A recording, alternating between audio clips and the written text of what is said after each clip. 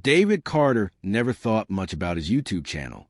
He started it as a passion project, a place where he could share his thoughts on self-improvement, motivation, and the struggles of daily life.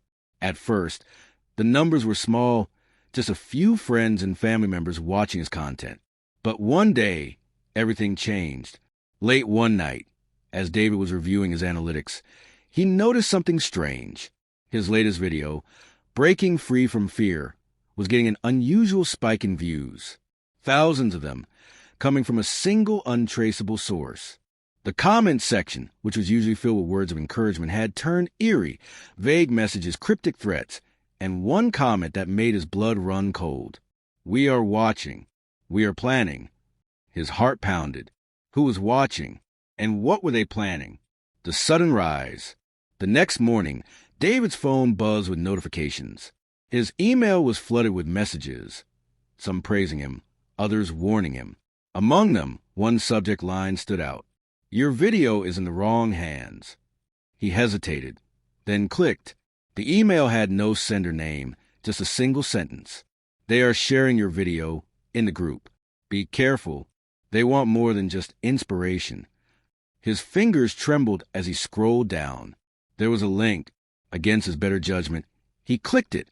It led him to an encrypted chat forum. His video was pinned at the top, surrounded by hundreds of messages that weren't discussing self-improvement. They were dissecting him. His past, his habits, his location. Everything was being analyzed. They spoke in riddles. But one thing was clear. This wasn't admiration. It was something darker. The unwanted audience. David's thoughts raced. He had no enemies. His content was motivational, uplifting. Why would anyone fixate on him this way? His mind flashed back to a recent video where he talked about overcoming self-doubt. He had shared a personal story, a moment of weakness where he almost gave up. It was raw, vulnerable. Had he revealed too much? He scrolled through the messages again. Some of them were dissecting his words, twisting them. Others were making predictions about his next move. And then he saw it, a screenshot of his apartment building. His breath hitched. He checked the comments under his video again. A new one had appeared. "You're more inspiring in real life. See you soon." The decision to fight. Fear clawed at his chest. But David was not the type to back down.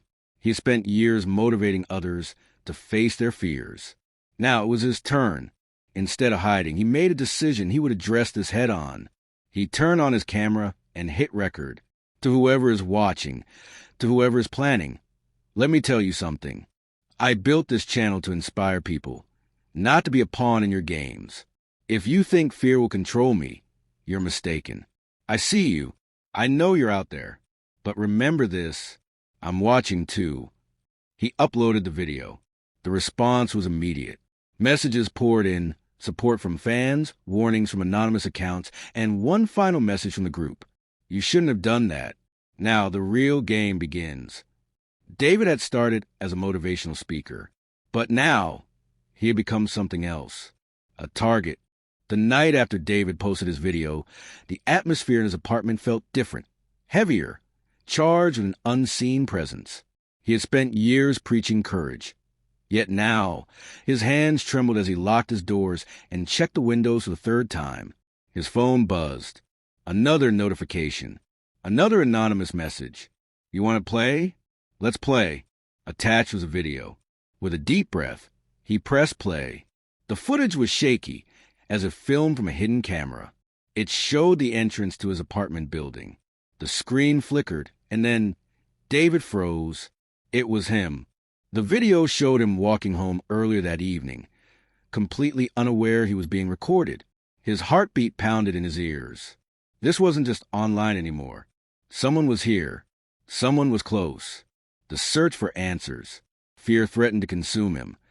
But David had spent years telling people that fear was just a test. He wasn't about to fail his own lesson. Determined, he took action. He combed through the comments under his last video, looking for clues. That's when he found a username that stood out, ShadowWatcher92. The same user had left a string of unsettling comments on multiple videos, always cryptic, always hinting at something bigger. David clicked on the profile. No videos, no details, Just one playlist titled The Game. Inside were random clips, seemingly meaningless. But when he played them, his stomach dropped. Each video was a few seconds long. Silent shots of empty streets, random doorways, park benches, all places David had been to in the last week. They had been watching him for longer than he realized. Breaking the silence. David knew he had two choices, run or fight back. He chose the latter. He opened his camera and hit record. His voice was steady, but his eyes burned with determination. I see you. You've been watching, following, planning. You think you're in control. But let me tell you something.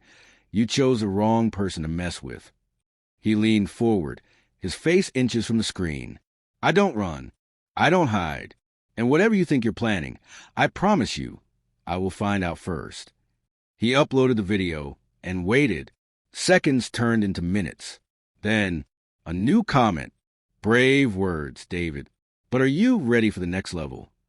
A link followed. David hesitated. Clicking could be a trap, but he had come this far. With a deep breath, he clicked. A dark webpage loaded. No ads. No distractions. Just a countdown timer. 24 hours. Below it, one sentence. Be ready. The game begins at midnight. David had always spoken about overcoming fear. Now he would have to prove it. Midnight. David sat in front of his computer, eyes locked on the timer as it hit 0. His heart pounded like a war drum, his breath shallow.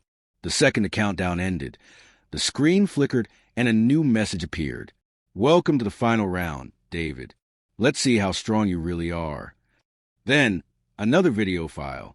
David clicked it, his stomach tightening. The footage was grainy but unmistakable. It was live. A camera feed showing the outside of his apartment building. A lone figure stood under the dim streetlights, facing his window, the face behind the screen. Adrenaline surged through David's veins. He grabbed his phone, dialing the police, but before he could hit call, another message popped up. Call them, and the game ends in a way you won't like. David's hands clenched into fists. Enough was enough. He yanked open the blinds and looked outside. The figure didn't move, didn't flinch, just stood there, watching. Taking a deep breath, David grabbed his jacket and stormed outside. If they wanted him to be afraid, they were about to be disappointed. As he stepped onto the sidewalk, the figure turned. A hood obscured most of their face, but David could see the faintest hint of a smirk. Impressive, the stranger said. Their voice was smooth, controlled. Most people would have run. David's jaw tightened. I don't run. The stranger chuckled. That's why we chose you. We. David's pulse quickened. Who are you? What do you want? The stranger tilted their head. Motivation, isn't that what you do? A pause. You inspire people. You push them beyond their limits. We want to see if you were truly who you claim to be, not just in words, but in action. David frowned. You put me through all this to test me? To prove a point, the stranger corrected.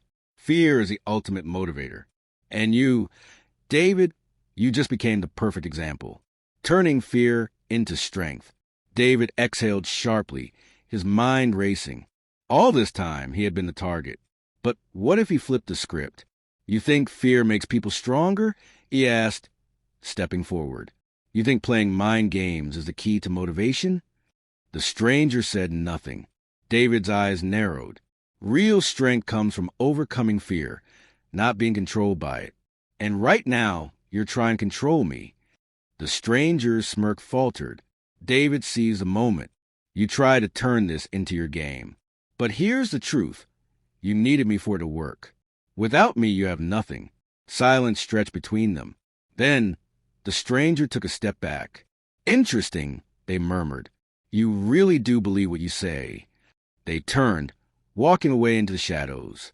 David didn't follow. He didn't need to. He had won. The aftermath. The messages stopped. The threats disappeared. It was as if the game had never happened. David went back to making videos, but now his message was clearer than ever. Fear is not your enemy. Fear is a test. And when you face it head on, you take back control. His views skyrocketed. His story spread. And somewhere out there, in the depths of the internet, the group that had tried to break him watched and learned. David hadn't just survived their game. He had rewritten the rules.